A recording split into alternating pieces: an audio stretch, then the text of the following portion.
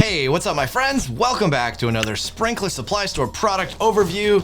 Today's product is the Weathermatic SL1600 4-zone controller, but we know it can do more than 4 zones. That's funny branding, Weathermatic, but hey, it's what it says, but you can do more and we'll show you in just a minute.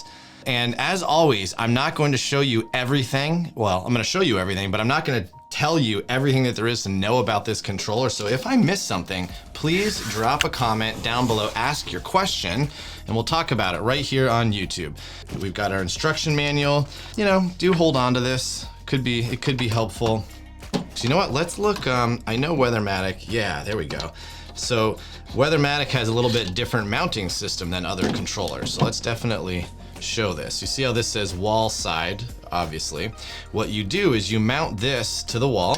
It does come with hardware, and I see that the hardware this controller comes with is more robust than typical manufactured hardware. When you get a controller from, say, Hunter, Rainbird, Toro, etc., it comes with more lightweight wall anchors. These are definitely a little heavier duty. And as always, depending on where you're mounting it, you may choose to use your own wall anchors, and that's totally fine. So Weathermatic uses this mounting bracket. You will mount this to the wall, making sure it's level. Of course, these clips actually slide into the controller. So you can mount the bracket, then you take the controller and you slide the controller down over this mounting bracket. Here's how it attaches. Up like so. And that's a really easy way to mount this controller, okay?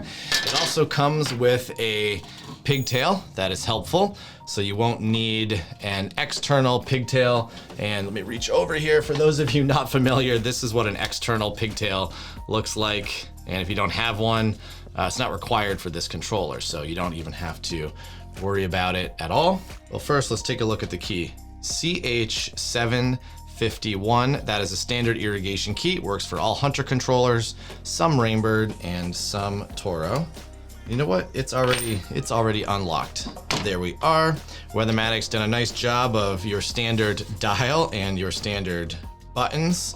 We've got a program button to switch between programs. We've got a next, a back, an up, a down, and then you've got your dial. So you can start with the run position. As always, run doesn't mean manual run. That can be confusing sometimes. Leaving the dial in the run position doesn't mean run now. It means it's allowed to water. It's actually more like auto. It's kind of what it should say, is auto run. Because if you leave the system in off, of course it's off. Runs mean it's allowed to water. If you want to water it manually, you go to manual zone, put some time, start. You've got manual test. You've got your date, time, program, run times, days to water, all the standard features. And then you have what are called smart features. And these smart features is what Weathermatic promotes with this package, is the opportunity to try to use less water on your landscape. So by entering things like soil type, plant type, sprinkler type, and zip code, Weathermatic can run a formula or an algorithm that takes all that into consideration to automatically adjust your, where are we? Your runtime. So we've got soil type, plant type, sprinkler type, zip code. And the combination of those attributes, you can automatically adjust your runtimes to use less water. All right, let's go ahead and flip it open. Like most controllers nowadays, you can remove the face panel for either replacement and or just convenience when you're wiring it up. So let's go ahead and pull this off of here. Okay. I just had I was worried there for a moment because I thought, where's the pigtail? How is this face panel connected down below? But it's connected through this contact point right here. So literally when I opened this up, I thought, oh my God, there's no ribbon cable, but that's because there isn't a ribbon cable on these controllers. This connection here touches here. And that's how the power comes from the controller up to the face panel, is through that connection right there. There's your 9-volt battery terminal, and yeah, totally modular controller.